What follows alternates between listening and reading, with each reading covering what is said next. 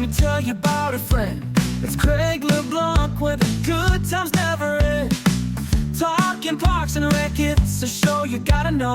Welcome one and all to the Daily Parks and Rec Show. It's the Daily Parks and Rec Show. Over the past few years, they have really provided educational opportunities for young professionals in the state of Texas. They're a quickly moving group, I will say that. Right. And they love to get involved. They love to volunteer. And I think that's great because I think getting involved in Parks and Rec is part of the reason why people get so hooked on it. Welcome back to the Daily Parks and Rec Show, where we spotlight the people and places shaping the future of parks and recreation across the nation.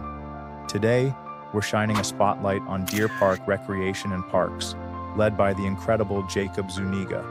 Under Jacob's leadership, Deer Park isn't just keeping parks in shape, they're leading the way in innovation. From dynamic youth sports and activities, exciting aquatic programs, the All-Star Activity Program, to beloved special events like concerts in the park and Christmas Town, Deer Park is creating unforgettable experiences for the community. But that's not all. Deer Park knows how to bring people together. The Recreation Department offers year-round programs for residents of all ages. Summers are filled with camps and classes to keep kids engaged while they're on break. Throughout the school year, we provide after-school programs like dance and karate to keep our young ones moving. For the seniors, they offer a wide range of services at the Maxwell Center.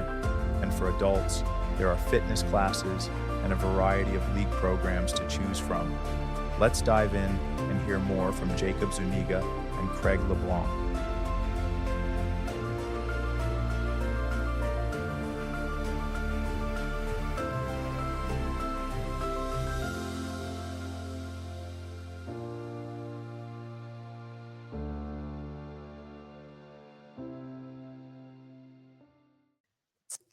All right, this is Craig LeBlanc again, the doorman with the Daily Parks and Rec Show. This is our leadership series that we do Monday through Thursday, 12 noon Eastern.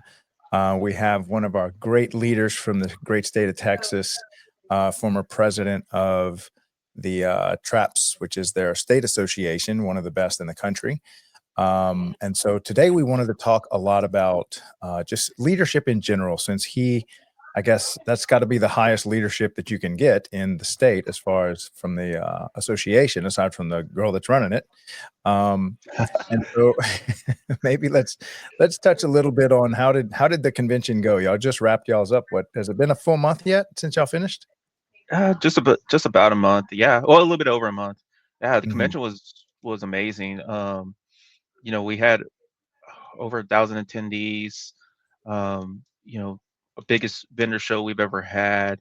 We had Neely Bott as one of the keynote speakers. Christine Stratton was there also, and along with a couple of the members of the NRPA board. So a lot of high-profile visitors came to the event. It was fantastic. Shout out to the city of Allen because Yeah. they're a top-notch Parks and Rec agency, and they really showed it by hosting us. So kudos Yeah. to them. Yeah, congratulations on that. Now, what do you think was the reason y'all had the best vendor attendance? Was it just, or was there anything special about that made it so I think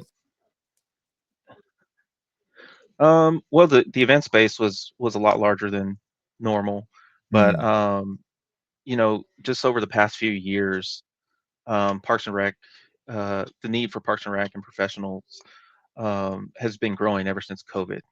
There's more interest in, education. There's more interest in new technology. There's more interest in pretty much everything. If you go to our vendor show, you talk to pretty much every vendor, and they're saying, you know, they're stacked with business, and so mm, that's a good thing for Parks and Rec, especially in the United States. It's showing that we have value, and that we are an essential service. Right there along with fire and PD and all that. So uh, I think that's part of the reason why we had one of the best shows we've ever had. yeah. Yeah, I think COVID highlighted that, um, how essential mental health is. You don't realize how fragile you are till you're, in a cage and told you can't leave and you can't be close to Yeah. anybody socially. And then you see the parks flooded, people going outside trying to just, unplug. And I think COVID highlighted that. And I'm starting to see, I mean, I think all of us can see just an explosion of just yoga studios, run clubs, anything to do with mental health, health and well-being is exploding. And I think Parks and Rec is a natural fit to be at the forefront of this. Oh, definitely. Definitely. I Yeah. mean, you know, from the public side and from the nonprofit side, or the profit side, you would say you would see just so many fitness clubs opening up, and so many new products on social media that come through on your algorithm for you know Mhm. overnight oat meals and semi-glutides and things like that. It's the focus on health in society today is uh, it's incredible, more so than we've had in decades, and it's Yeah. just anything and everything for mental health and physical health. It's fantastic, honestly. Yeah, I really think we have already entered in an age of abundance, and I think America is really on the forefront of this because we are deploying, um, artificial general intelligence, robotics is coming in, we're starting to see it. I think that the issue that most people think is that it's like a singular event, Mhm. that it's just gonna be on and then off, or off and then on, versus something that's progressively happening faster and faster and faster, so we kinda don't recognize how much, free time and how much abundance is being created all around us. Correct. Um, but I do see a lot more people having more time to worry about their health than ever before. I remember when I was growing up, there just didn't seem to be a lot of bandwidth Yeah, to worry about your health. yeah. Make a lot of stupid mistakes too. That's Like, right. oh yeah, I'll just eat, 3 bags of chips for lunch, and Yep. uh, yeah, once you get to a certain age, those 3 bags of chips really hit you. Oh my gosh, your brain fog hits in for a week. Hmm. Takes you a week to Yeah, recover from a bag of chips. exactly. Um, alright, so let's dig a little bit into what it was like to be the president. Now, do you still is it like a 3-year thing where this year you're kinda the outgoing president as a Correct. role? Correct. So Yeah. what was it So like for it's a first year, the year of, and then this year? Yeah, so first year was a lot of onboarding. I had been part of the board in an at-large uh, role for 3 years, and then I got elected to be the president-elect. That was just, following in the footsteps of the former president, Mary Jimenez, just kind of getting my bearings and whatnot. And then for my presidential year, it was finding a project to tackle. And one of the projects that we wanted to really look at was the maintenance and Mm, government's documents. You know, again, COVID has changed a lot of how Parks and Rec professionals operate in the spaces now, and the demands for education are different. The demands for getting information out is a lot different. So, um, in looking at how our operations were running and how our maintenance and governance was set up, it didn't allow for us to be as nimble and as flexible as the demand of today's society mm, dictated to us. So we began that process, and it what we thought was a 1 year process is end up being a 2 year process. And so mhm, now that I've come out of the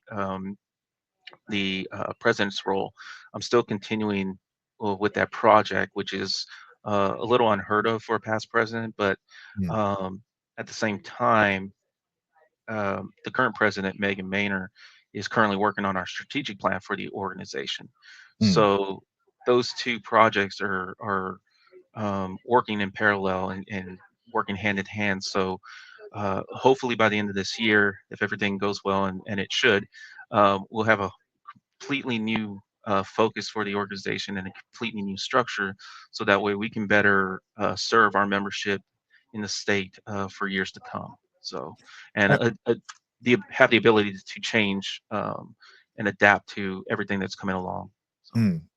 And so what type of inefficiencies did that cause, having all this documentation, and maybe give it a bit more color around that? Um, not so many, not so much inefficiencies. It talks about having board meetings, for example. Mm, Our typical board meetings are we're set up to have them on a quarterly basis. mm, However, with demands, with COVID that happened, we have new technology such as, obviously Zoom, um, Teams, this platform as well, to where if we wanted to, we could have meetings uh, in a more timely fashion. We wouldn't have to delay business. We wouldn't have to delay votes, so on and so forth. So that's one of the things we were exploring with that was harnessing technology and utilizing technology to do some of those things. Additionally, mm, um, educational opportunities. We have some branches. We have education branches. We have a FNYP branch that is similar to the NRPA model of FNYP, and those branches have utilized technology to offer more educational opportunities um, that we that were never there before, mm, this ability before COVID.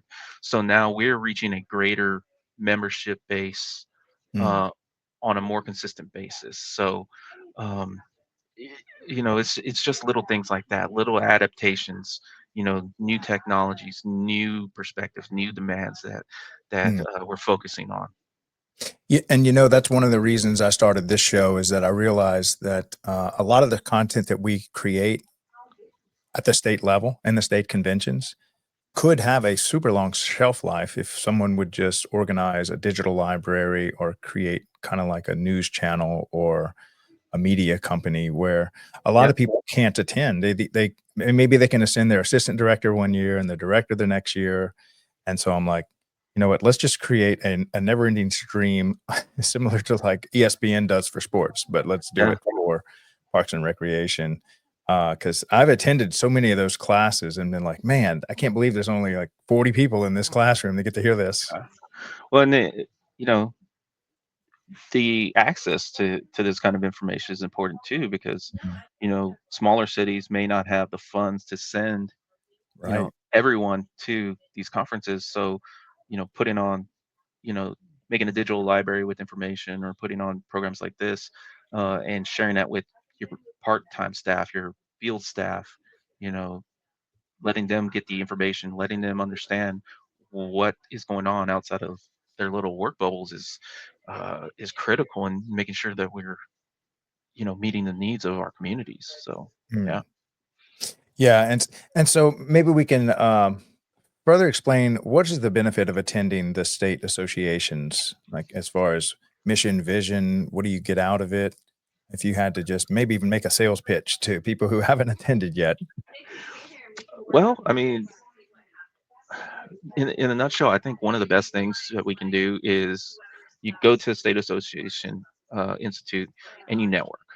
Mm, Um, Parks and Rec is a very um, sharing industry. Who you talk to. Um, you know, 5 years down the road, you may end up working for, or 5 days later, you're calling them to say, hey, how do you run this center, or how many people do you have uh, mowing this park, or hey, do you have a reference on this employee or this contractor, and so on and so forth.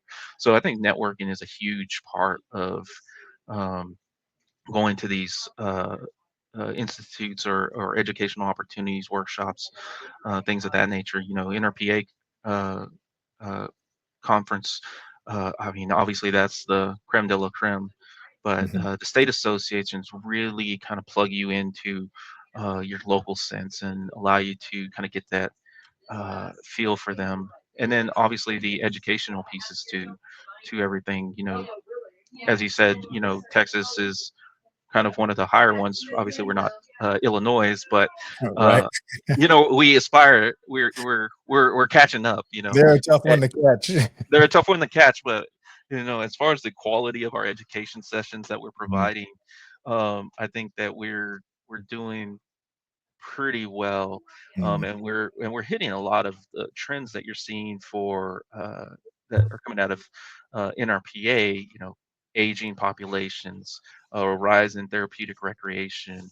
mm, Rise in technology usage in Parks and Rec. And if you go back to our institute education platform, you'll see that there's significant number of education opportunities uh, in those areas for those growing trends in 2025. And we offer a kind of a encore session. So we have some recorded sessions that folks that maybe couldn't make it to the institute um, have the opportunity to get a few CEUs and kind of mhm. learn and see what they missed out on. So Yeah. yeah.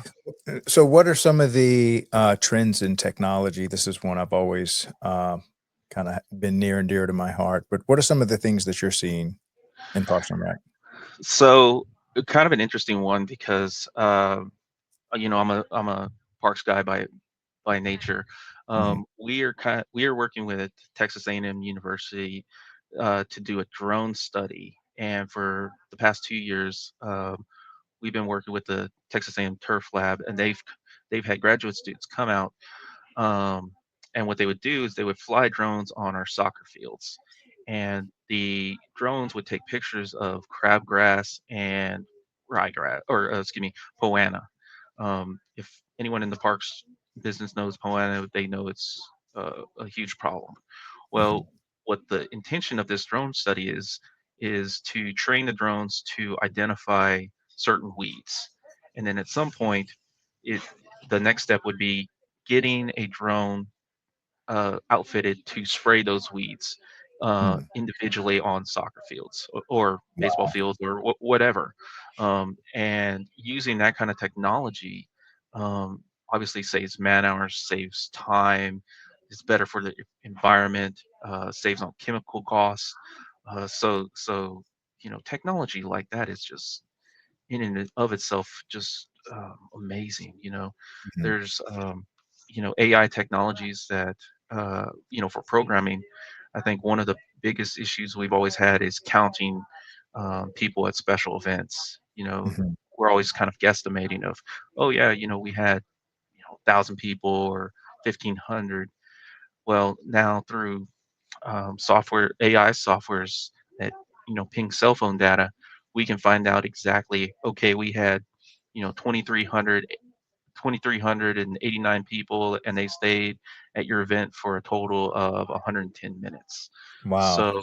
So that kind of What softwares information. do that? Like, Again, what companies are available that do that, that people can have access to? Placer AI. So Placer? yes, sir. Yeah, we've been with Placer AI for probably 2.5 years, Mhm, and it's just been phenomenal. The type of data that they can provide to us and provide to communities. Really, our mhm, uh, tourism division uses it. Economic development department uses it. So it's very very helpful in mm. not only just Parks and Rec, but just community economics. So. Yeah, and then when you're trying to pitch the value to the stakeholders or elected officials of a certain special event or a certain park, having those real-time numbers, it's gotta be critical to saying, is the community benefiting from this? Oh, 100%. Yeah. Are there any other companies similar to that, Placer AI? Oh, well, how much so if a city wanted to use that, is it something that you just subscribe to once a month, and then you have access to it, or do they do it per event, or how does that break It's a down? yearly subscription. Yeah. Okay.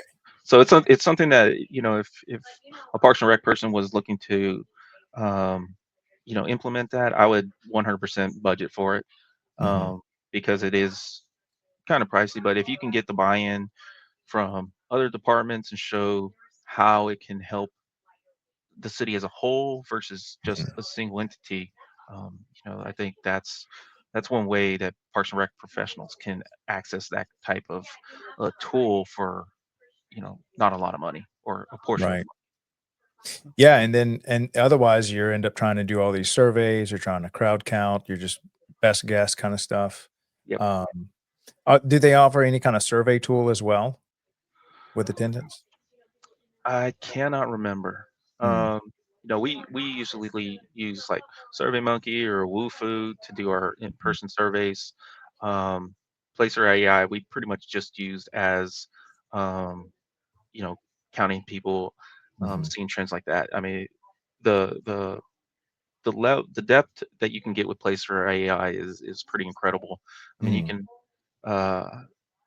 not to share their secrets or anything, but you can kind of see where people are coming from too. Whether they're So in town or out of town guests. correct. And that's gonna be See where important they're to going. tourist dollars because they may have to stay in a hotel if it's an Correct. overnight event versus staying at their house, so that's gonna bring hotel revenue and restaurant revenue and all that stuff. Correct. Yep. Yeah, because it's sometimes it's very difficult to give y'all the credit for the revenue, um, if you don't know that these out of town people came to your event. Otherwise, um, they're just like, "Yeah, sure, y'all had a big event." And now Yeah. that hotel revenue is y'all's. Yeah. And Um, it's always a challenge with hotel motel tax and seeing yeah, how many heads and beds were there. right. Uh, So about this drone technology, so when are they looking to release that, or is it just kind of a general study? Are they open sourcing it afterwards, or are they it's a giving you general any study of information? yeah, it's a general study that's being done with some of the grad students. I Mhm. want to say that they're looking to probably release it in the next year or two, um, but it's not complete yet. So Yeah. Oh, well, you have to get me in touch with the professors and students on there. I'd love to have them on the show. definitely, yeah, no, I can definitely put you in touch with them. Yeah. So the main professor, Dr. Chase Straw, Mhm. he has actually moved on to Penn State University, but we're Mm, still working with Weston Floyd, and he runs the turf lab out at Texas A&M. So mm. Now is he doing the same study over there in, would you say Pennsylvania? Most likely? yeah, Penn State. No, he's Dr. Straw is doing a lot of different studies Yeah. over there, but we still keep in touch, and I think that's kind of one of the interesting things about making those bonds here in Texas is you make those bonds with higher education and whatnot, because both Dr. Straw and Weston had spoke multiple times at our institute, Mhm. and I know a lot of the Parks and Rec people that had connected with them, and they were also using different fields for studies. With drones and other things. I know in College Station, where Texas A&M is, their uh, their Parks and Rec organization was allowing them to use fields so they can use uh, GPS tracking on a spray rig to spray only certain spots. Mm. So you have your big boom sprayer, it pretty much sprays everything. But this GPS tracking, you run the same track, but only certain nozzles spray it out. Ah, So again, that saves tons and tons of money on your chemical output, your environmental output. You still have the labor, but again, switching to drones is kind of the uh, yeah. next step up from that. So And just to give, I'm trying to give some type of number towards a lot of people don't understand how expensive these chemicals are. I was talking to a guy that had a golf course, and I mean, it was hundreds of thousands of dollars worth of chemicals he had to order for his golf correct, course that he ran for the city. And there's 2 types of chemicals. You've got fertilizers and stuff where you're trying correct, to, nourish the type of grass you do want to grow, and then you've got weed killers and pesticides and stuff like that. And correct. so being able to do that, do you have any kind of numbers about what y'all spend on chemicals or fertilizers or all the above? And Not right now. that's something. The chemical process, the chemical application and fertilizer process has changed so much Mm, that um, our chemical numbers have gone through the roof as far as like prices are concerned because some chemicals are being restricted, and so we'll have to switch to something else, mhm, and that product may be 3 times as high. mm. Um, you know, I've heard of golf courses, like you said, spending 200, 300,000 Yep, that's what I on heard. on chemicals. So, for a park and rec agency, uh, small as us, I would put it in the range of maybe about 10 to 20,000. Mm, Um, that we're doing now. When I was starting back in my Parks and Rec career, it was maybe 5 or 6. So chemical prices have almost doubled in that time frame. But I mean, what hasn't doubled in this day and age? You know? Right. Yep, that's our poor dollar getting hammered. Yeah. Its purchasing power is shrinking. Yeah. Um, okay, so, now how about what are the other technologies that you kinda see out there? Do y'all use the field sprayers or any other robotics that y'all see coming out? No, so we've started exploring kind of those robotic mowers. We at one time we did have a robotic mower that was we used on like detention ponds and areas where we had big slopes. There was challenges with that. We're looking at the autonomous mowers, but there's always a concern of like, okay, well, when it's not mowing, you know, where does it go? Where does it live? Is it safe from kids coming around and like taking it, or some guy throwing it in the back of his truck and go and put it in his yard? There's those kinds of things. Oh, Um, yes. our we have a good working relationship with our soccer organization, and they have a turf tank. One of those um, Yeah, autonomous sprayers. spray rigs, and Yeah, yeah. so that's been very successful for them, and we've seen it, and it's definitely saved some time for them. uh, we don't spray as much as they do, so Mhm, we don't necessarily need one, but if we ever get into um, spraying all of our ball fields with for soccer, for football or something like mhm. that, that's something we definitely would explore. Yeah. And then how much do you think, as far as Deer Park, would you say y'all are kind of on the front end of adopting technology or in the middle, and then maybe the state in general as far as adopting all these technologies, AI, robotics, anything else? How's the state doing? So I think for Deer Park, we're kind of in the middle, bordering on trying to get in the front end of things. As Mhm, far as the state, I think it's kind of it really is going to depend on where in the state you are.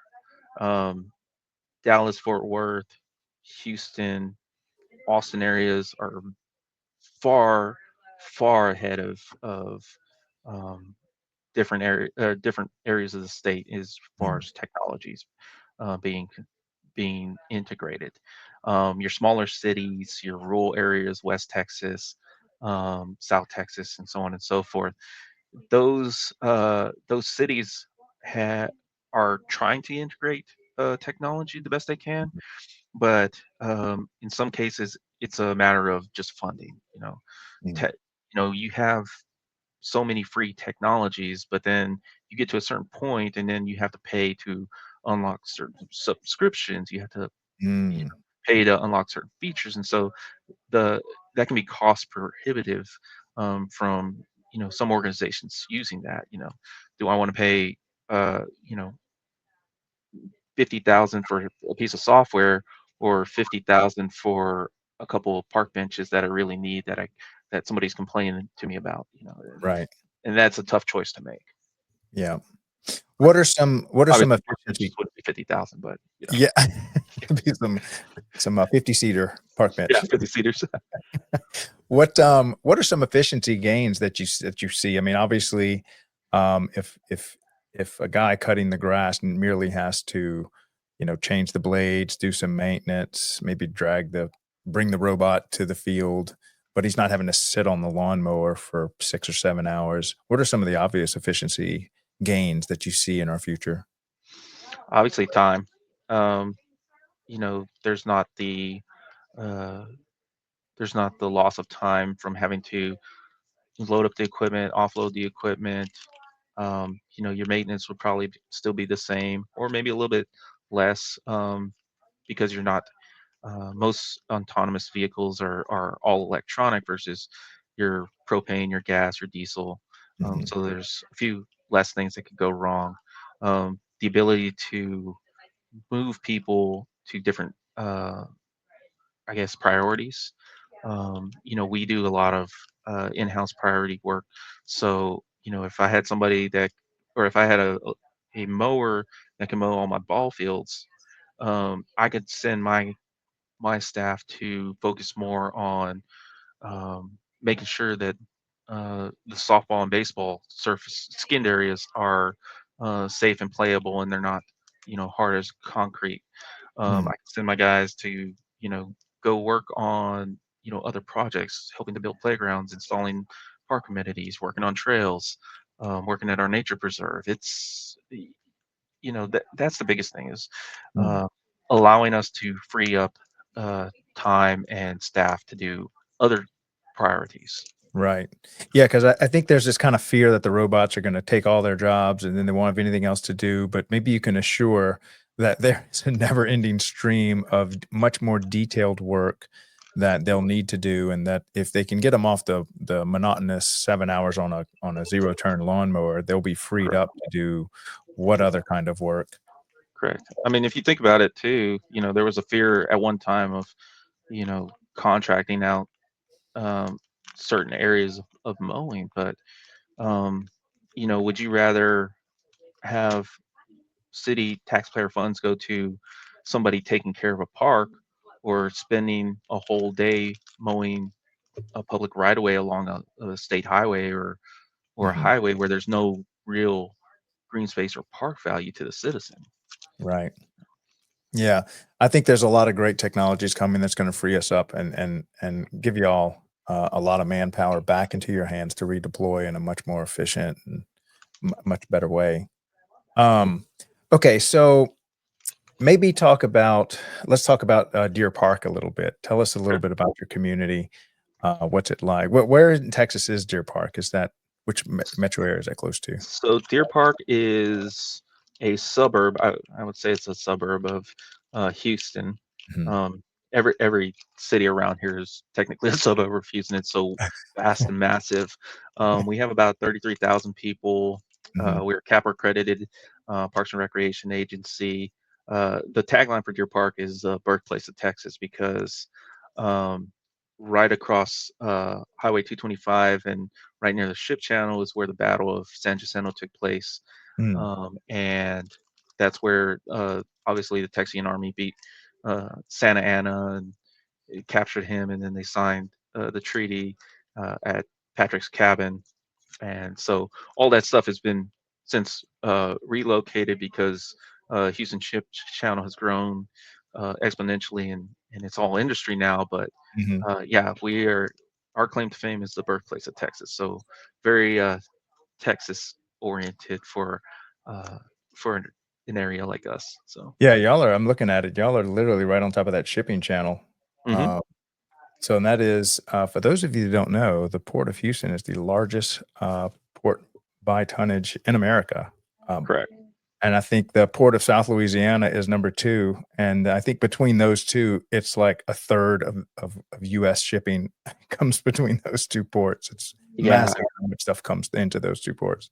yeah, it's incredible the amount of uh, citizens that live and work at the ship channel. It's just amazing. Yeah. Yeah, and I wanna say it's around 6,000,000 people, close to 6,000,000, in that metro area. Yeah, So in y'all are Houston. kinda Yeah, and it's what's just it like growing. yeah, what's it like being on side of such a massive metropolitan area as a park system, because people can go to Houston to get certain amenities, but, so how do y'all function a little bit differently and maybe differentiate yourselves? Well, we are Deer Park is kind of one of those not isolated, but it's kind of got its hometown feel. Okay, Mm, so it's very kind of a close knit community. People know each other. Um, our parks are clean, they're safe, and you don't have to fight traffic to get to them.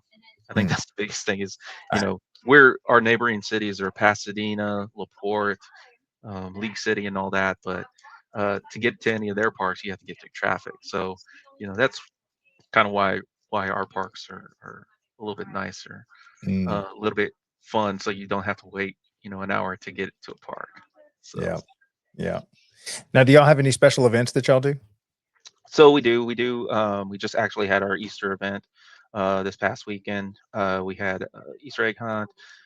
We had accessible egg hunt for uh, those with physical and cognitive disabilities. We have 4th of July coming up. We have a huge tree lighting in December. We have a Halloween carnival. We have a Dia de los Muertos festival that's really taken off What over is the past that? few years. Dia de I'm los not. Muertos. Yes, I'm not familiar with that. It's so it's a Day of the Dead celebration. So Uh, if you've used this reference, if you've ever seen Coco from Disney, oh it's yeah, the little cartoon with the skeleton, neon, whatever. yeah, it's similar to that. So we started that up probably 2 years ago. Mhm. Yeah, definitely 2 years ago.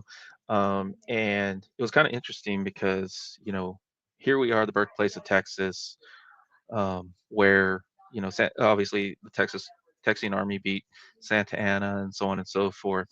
But we were looking at our demographics and we noticed that the Hispanic population in Houston, as well as Deer Park, has steadily increased over the years. And so Mm. I believe now Deer Park is up to like 39%.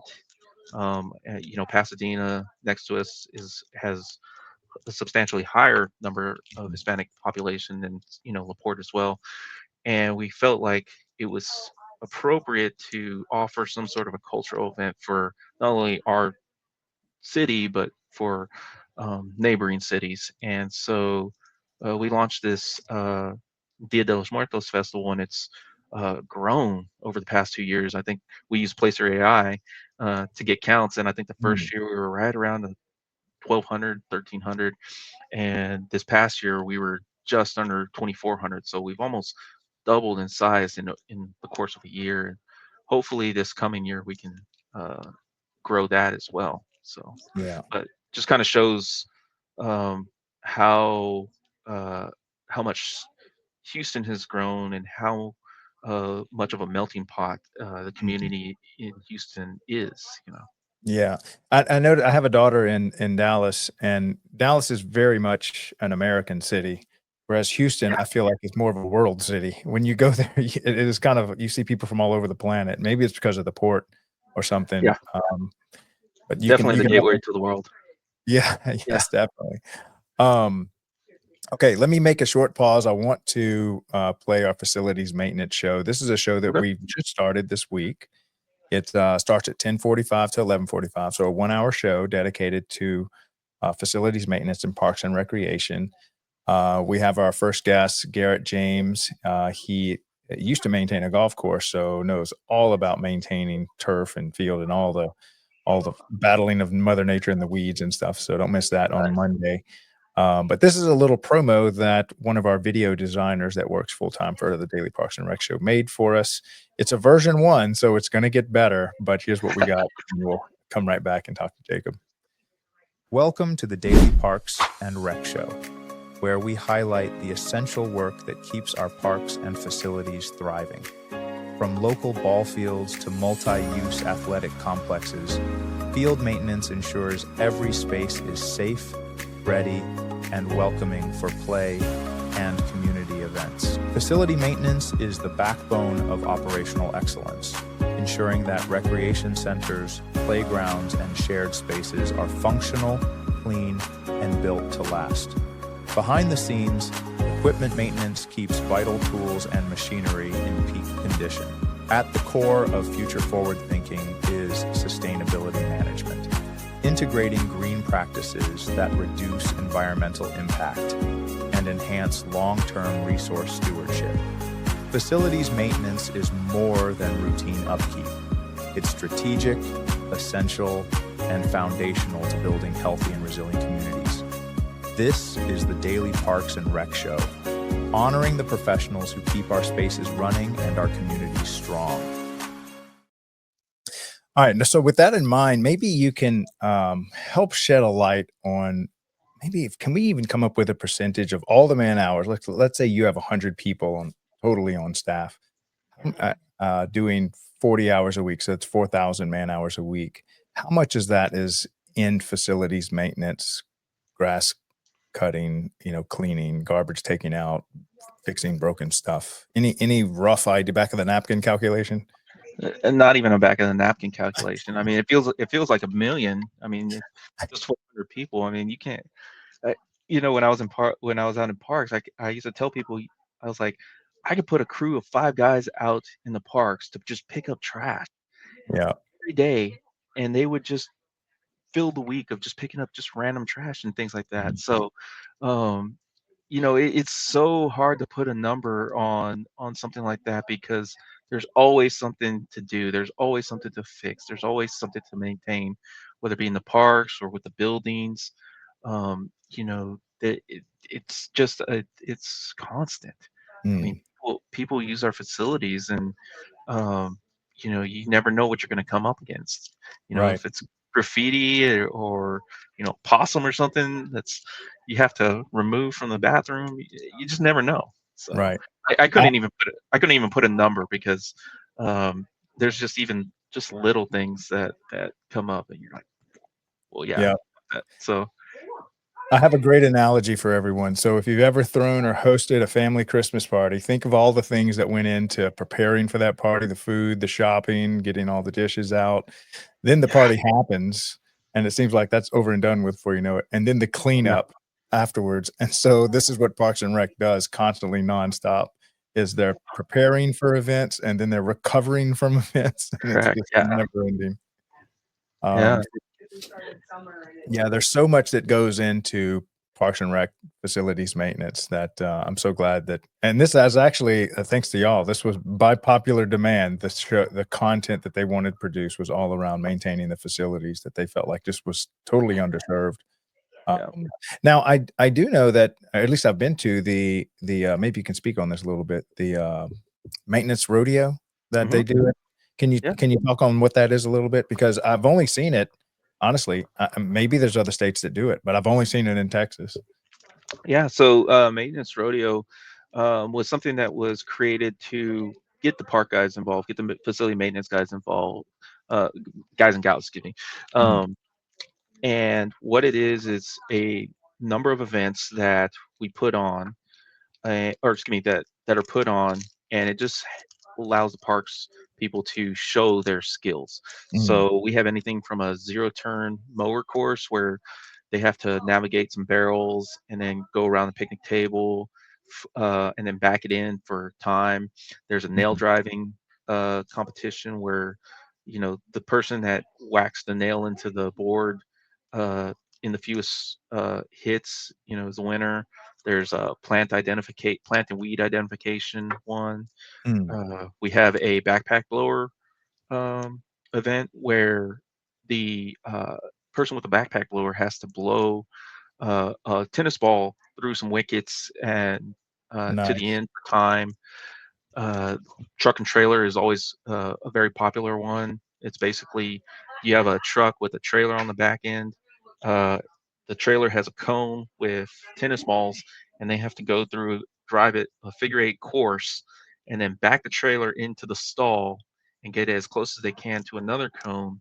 And every time you knock a tennis ball over or whatnot, um, you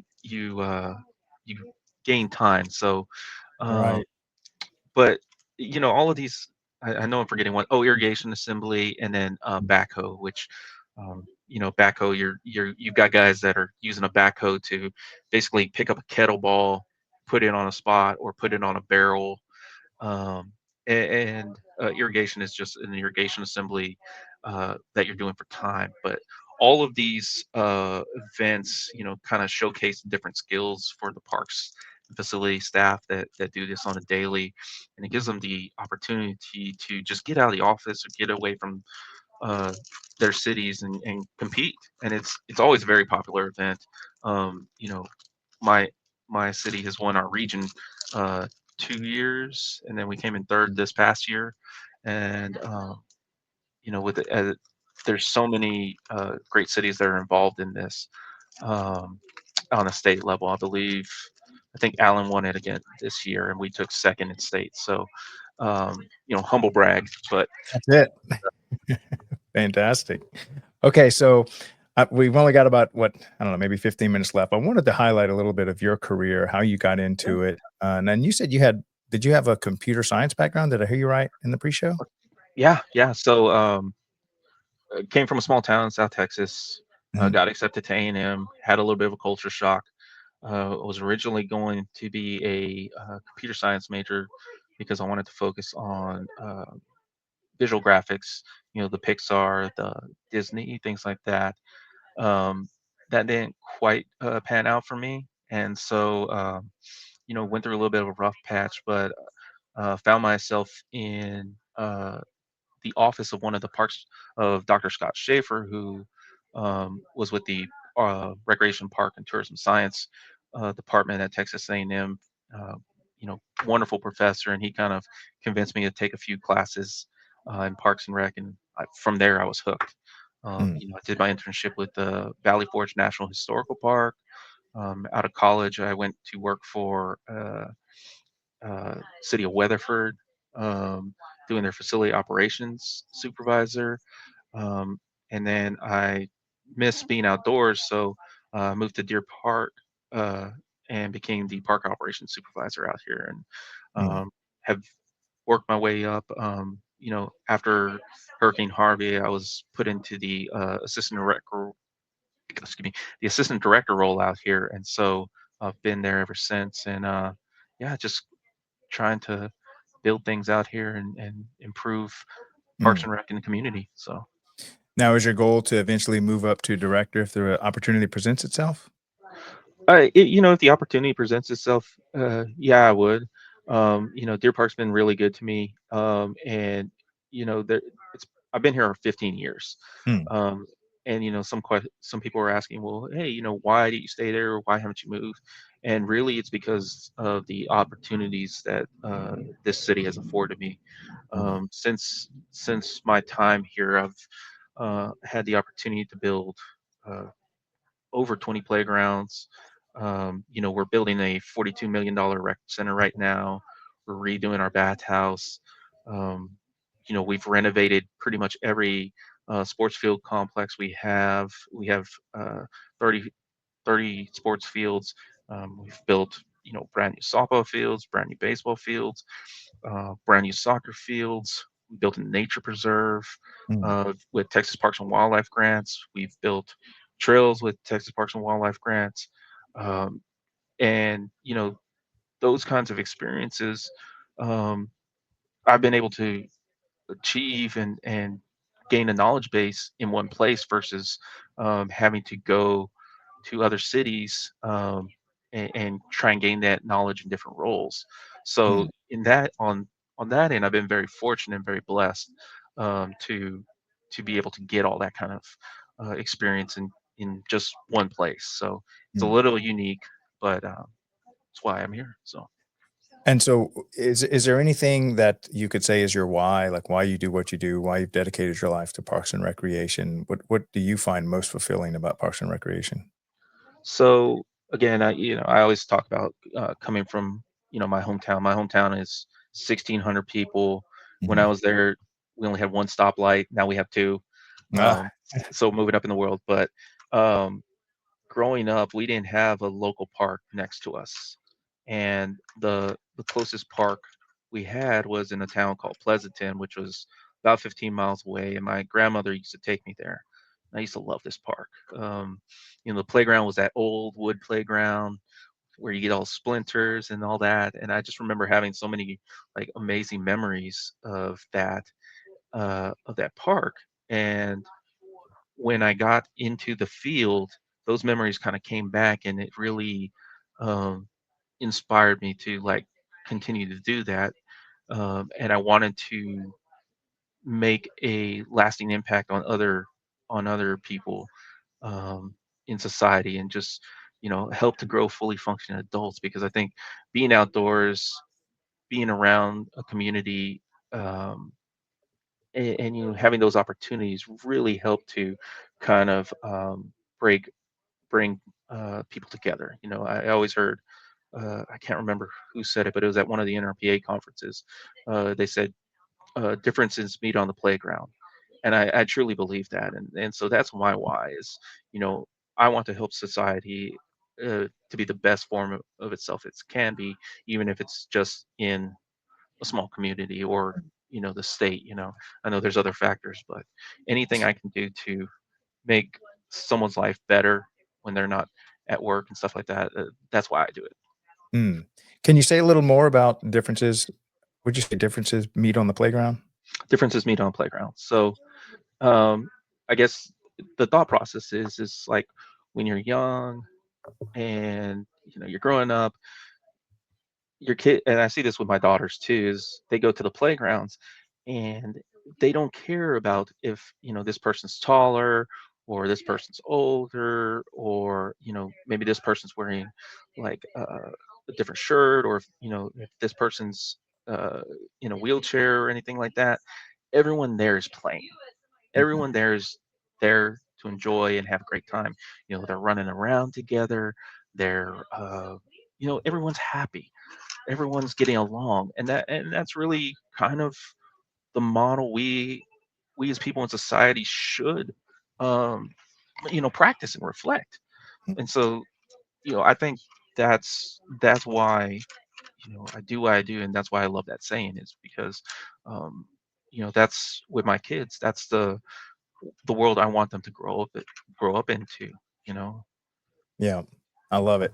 Okay, so I'm gonna play one more thing. It's on our Friday show on YPN, and then I'd love you to get some maybe a testimony or encouragement. If you're a college kid, what would you tell them? So we do a Friday show on called the YPN show, also known as EPN, which is Emerging Professionals. If you find yourself in this industry and maybe you're coming from a different industry, or if you're in high school or college and you haven't quite made up your mind, we do a Friday show just for you. So I'm gonna play this little promo that we made, and then we're gonna get Jacob's pitch on why you should join this industry as a career path. Hold on one second. The future of parks and recreation is here, and it starts with you.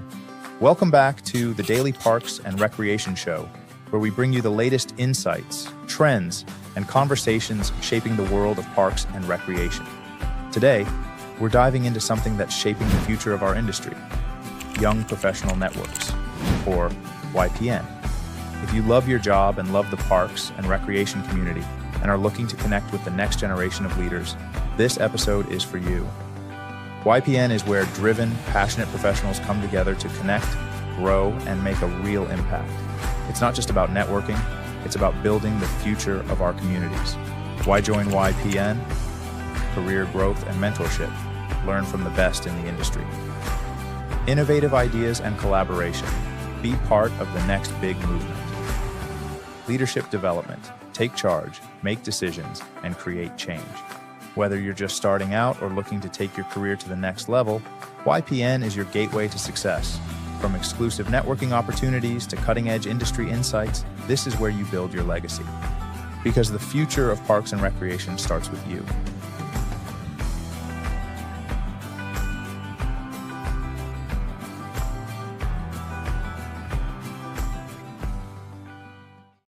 So did y'all have doesn't Texas have some type of young professionals network as well? We do, and I believe Cassie Paddock was actually the chair of that, and I think she was on your show Yeah. last. Yeah. Okay, I didn't realize that. I'm still learning this crowd here. She didn't tell me she was the leader of it. Yeah. Well, So tell us. I think she's in the pastoral now. So I see. So tell us about what that's like, what it offers. Are you familiar with it at all? yeah, no. The FNYP branch is an amazing group. It offers the young professionals, 30, 35 age and under, to kind of get together. I know that they've had several meetings that they talk about issues that are going on in the state. How do they do this? How do they do that? And sorry, just tap my microphone. But That's all right. and they are ones that have really taken the forefront of the education side of things. So over the past few years, they have really provided educational opportunities for young professionals in the state of Texas. I know Neely Bott was one of them. That Harrison Pickney, professor at Clemson, was another one that they hired to, or not hired, but they contacted to come and speak to young professionals about the future of Parks and Rec um, in uh, the country, and how they can, you know, better their careers and whatnot. So Mhm. they're uh, they're a quickly moving group. I will say that, Right. and they love to get involved. They love to volunteer, and I think that's great because I think, um, you know, getting involved in Parks and Rec is part of the reason why people get so hooked in it. And you Mm, see those individuals that, unlike other professions, they're in it for 15, 20, 30, 40 years versus, oh, I was you know this for 5 years and this for 2 years and so on and so forth. mm. So, yeah, And that was something I was trying to highlight as an industry is that, y'all have got to be holding the record as an industry that just has the lowest churn rate. You see people that literally will spend 20, 30 years in this industry without shifting, which is so common in other industries, moving mhm, from job to job to job. Maybe speak about how you can get involved if you're just a high schooler. So I know a natural one might be, and for those who don't know, Parks and Recreation typically is the largest employer of high school age kids. It's typically one of the largest first jobs that we have in any community. But how can a high school or college kid get involved to maybe get exposed to Parks and Recreation? I think the biggest thing is, if you have a local Parks and Recreation agency near you, go and volunteer or go and, be a lifeguard or go and see what kind of jobs they have available. There's always a need for part-time positions, and Mm, why not have fun and get paid to play with kids or watch water or go work in the parks and help maintain landscaping beds and so on and so forth. mm. Do something that you enjoy, um, and get the benefits of helping your community all at the same time. I think Yeah. that's the biggest way, is just going in and being exposed to it. So many kids now in high school play so many different sports. Why not be a coach for a youth league? um, why not volunteer to help stripe the fields beforehand? Just be involved and engaged in Parks and Rec. I think that's the biggest thing, because it's those experiences. We're in the business of building positive experiences for people. Why not practice that and see if that's something you're going to enjoy. Yeah, and there really is so much, parks need so many different skill sets. It's not just if you're going to go into leadership in parks and recreation.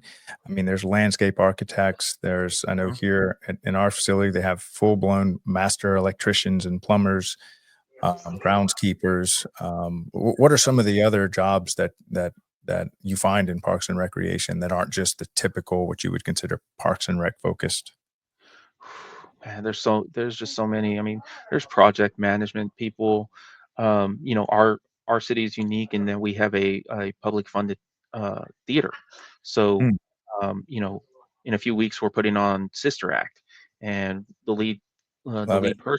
lead person was actually on America's Got Talent. So, um, you know, you know, providing the art, um, obviously your facility and park maintenance, your after school programs, your lifeguards obviously are normal ones, but you got your back end, like your construction, your landscape architecture.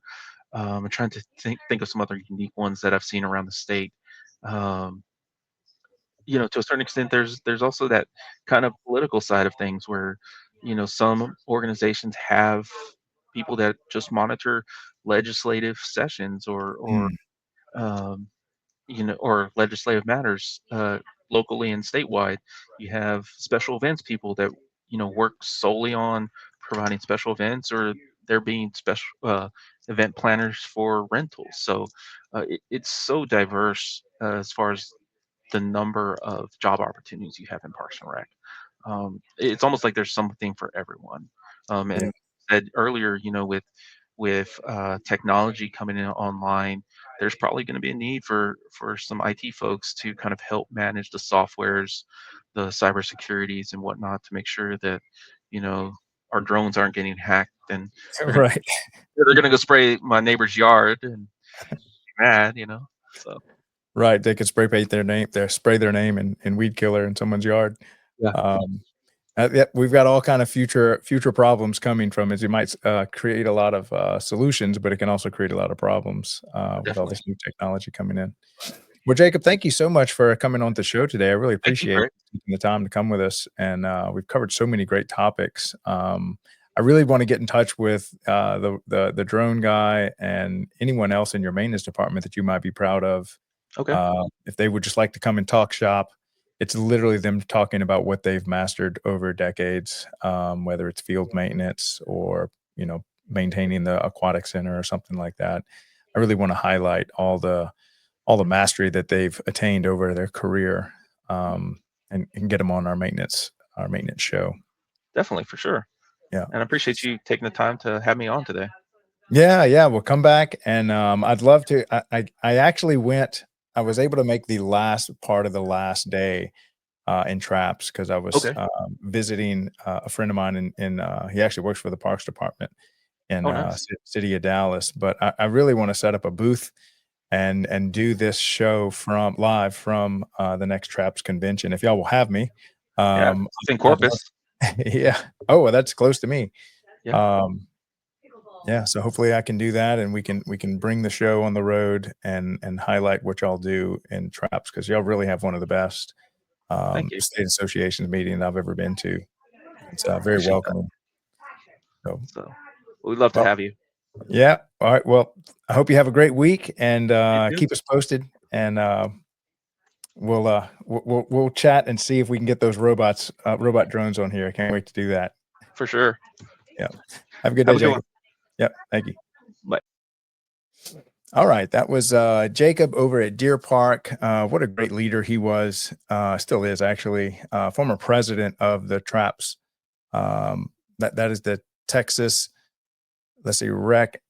I'm gonna butcher it. They're all different. It's the state association that you can attend, and honestly, it's one of the best. It's one of the largest. I'd put it right up there with California, with Illinois, as far as just well-run state organizations. And he was captain of that ship last year, um, and so it's good to see those kind of guys leading the charge. Okay, so tomorrow we have something that's, let me see. Hold on, let me pull it up. Okay, we have well, actually, I want to talk about the Friday show. We have Chad Horton and Katie McCammon. She's coming on our Friday show. And then we have also Gabby and Molly and Maxim and Cassie all pitching in. Wait up, let me not leave out Rachel and Chandler also that are coming on. So we really have quite a show coming up for this Friday.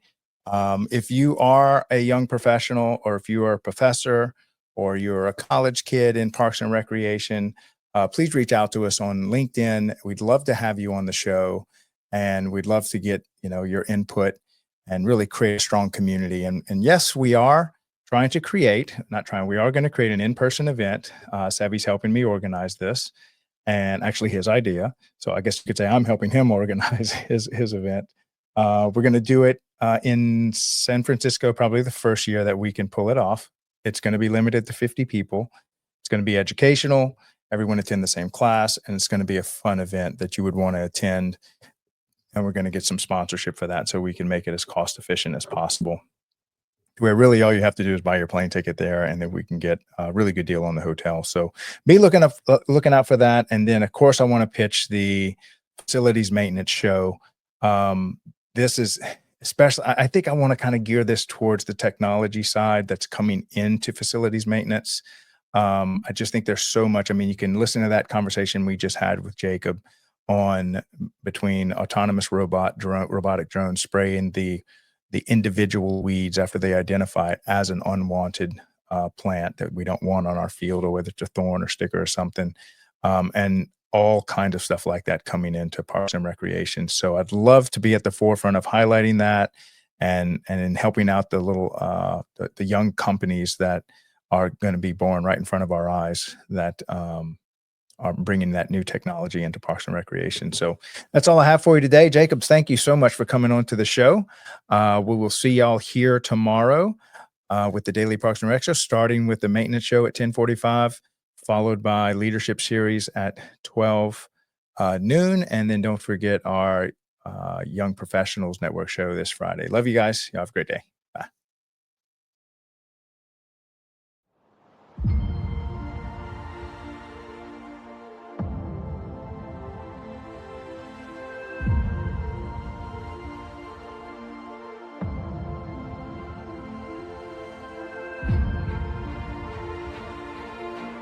When you invest in our high-performance LED sports arena lights, you're not just upgrading your facilities, you're helping us illuminate the untold stories of parks and recreation communities. Every purchase directly supports the Daily Parks and Rec Show, a media platform on a mission to celebrate the heart and soul of our local parks and programs. From after-school activities to summer leagues, these spaces shape lives, and their stories deserve to be told. Why your support matters. Capturing community impact. Your contribution helps us assemble a talented team of digital artists, storytellers, and filmmakers to create compelling videos, articles, and short films that spotlight how Parks and Rec programs change lives. Sharing untold stories. From a child's first home run to lifelong friendships forged on the court, we'll document these priceless moments and share them with the world. Inspiring the next generation. By highlighting the joy, inclusivity, and opportunities found in our parks, we foster a deeper appreciation for these vital community spaces. Light up arenas, brighten futures. Your choice to install LED sports arena lights isn't just a smart investment in energy efficiency and performance, it's an investment in stories that deserve to be told. Be part of the story. Take action today. Purchase LED sports arena lights and help us shine a spotlight on the heartwarming stories that define our parks and communities. Contact us now to learn more about our products and how your support fuels the Daily Parks and Rec Show. Together, we'll shine a light on the moments that matter most.